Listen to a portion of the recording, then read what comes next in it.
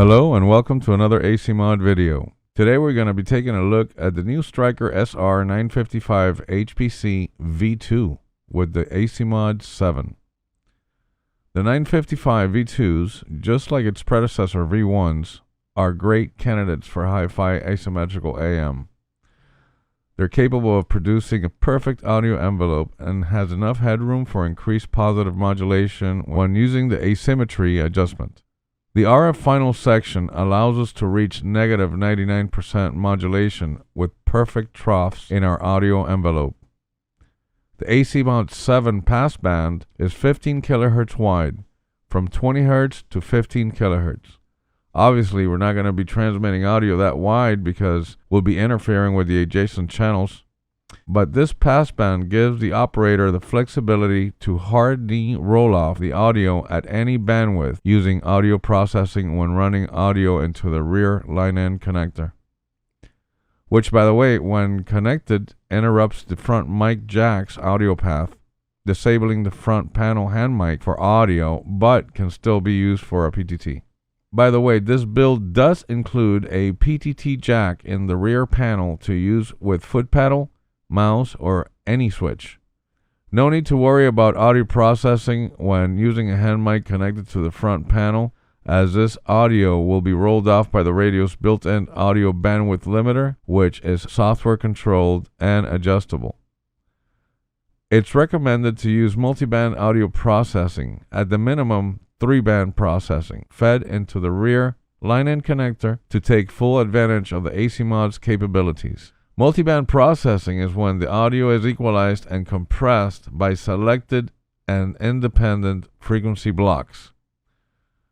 In other words, when using multiband audio processing, you will be able to equalize, compress, limit, and any other adjustments you may want to do to your lows independent from your mids and highs. The same for your mids and highs. You will be able to equalize, compress, limit, etc. your mids independent from the lows and highs. And finally, equalize, compress, limit, etc. the highs independent from the lows and mids. The Asymod 7 allows for amplitudes in excess of 100% modulation while not exceeding the negative peaks at negative 99. The asymmetrical functionality allows the audio to sound louder than other stations without distortion by only increasing the modulation positive peaks and not the negatives.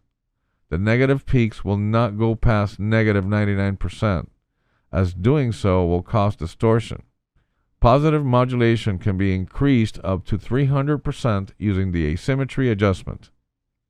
The Asymod 7 and the Asymod Mini are compatible with most transceivers and are fully adjustable via the onboard controls. It accepts microphone and line level inputs. It also offers the flexibility to use a stock hand mic to a high-end processing audio chain using a broadcast microphone. This unit will work with all high-level modulation transceivers by direct coupling to the drivers and finals collectors via the existing transceivers onboard RF chokes. Low-level modulation transceivers will require some modification, and instructions for specific multiband HF transceivers is available upon request. The Asymod mirrors your audio onto the air with no limitations. You will sound just as good as the audio you put into it. The better you adjust your audio, the better you sound. The Stryker 955 V2 has been improved in many areas. All settings have been made fully adjustable by the radio's menu, and it has far more adjustments than the V1.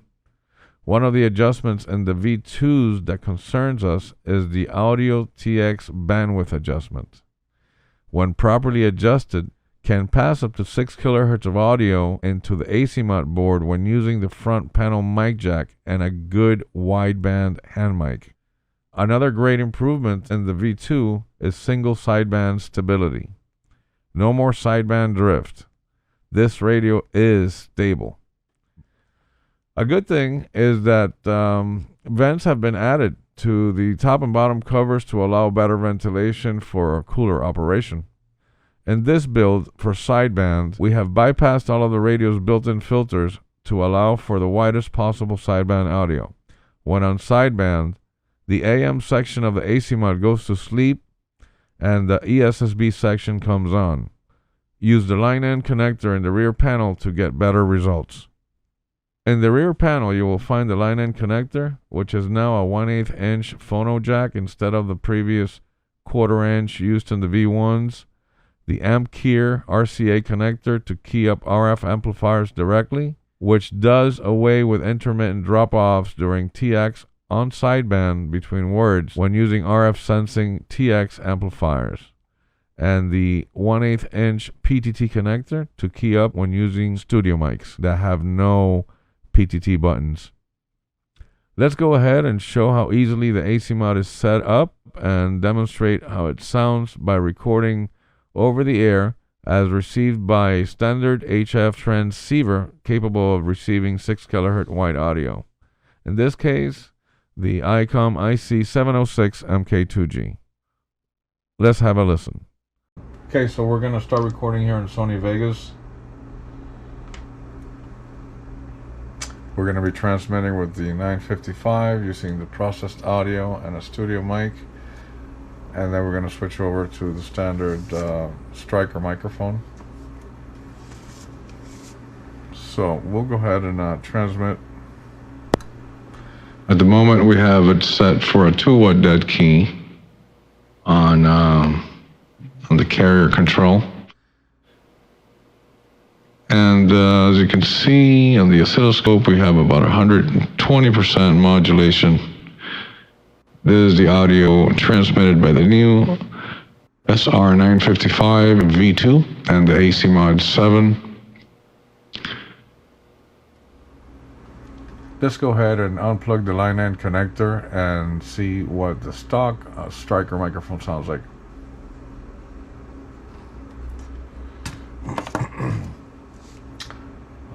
Okay, let's go ahead and open up the mic gain on the actual Stryker. Audio 1 2, audio 1 2, audio 1 2. Okay, so we have our 2-watt dead key, give or take, right there. Audio 1 2, we're swinging to about 8 watts, and we see on the oscilloscope the 120% modulation running the stock mics. As you can see, the peaks are not controlled. We're clicking a little bit there. But let's put the mic gain down. A little down, down, down, down, down. Okay, that's just about right. Still, even though if we lower, we still get a little bit of clipping. But once we go into the processed audio, we eliminate that possibility of you have to worry to be overmodulating because the compression and all the settings in Pro Tools here are controlling that. We'll go back to the recorded, we'll go back to the processed audio, plug in the line end connector.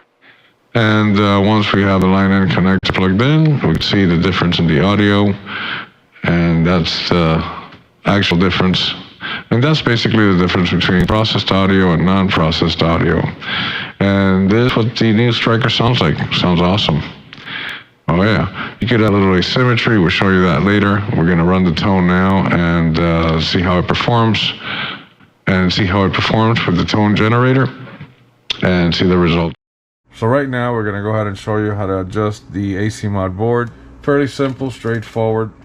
So the first thing we're going to do is back down all our controls. That's going to be our carrier and our modulation control, and the asymmetry as well, all the way down. And we're going to go ahead and key up, and we're going to look at the power meter, and we're going to look for 2-watt dead key.